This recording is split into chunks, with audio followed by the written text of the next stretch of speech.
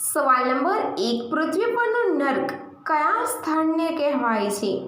તો એનો જવાબ છે ઇથોપિયા. વિશ્વના સૌથી ગરમ સ્થળોમાંનું એક છે.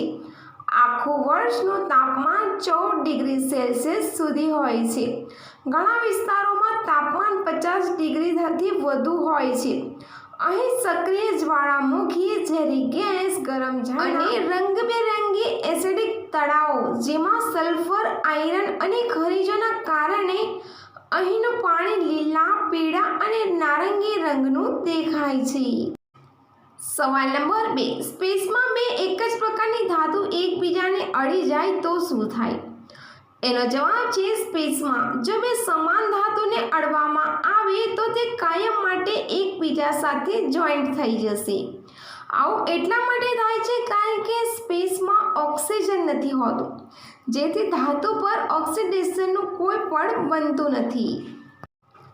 સવાલ નંબર 3, સૌથી વધુ ઈચ્છા ક્યારે થાય છે?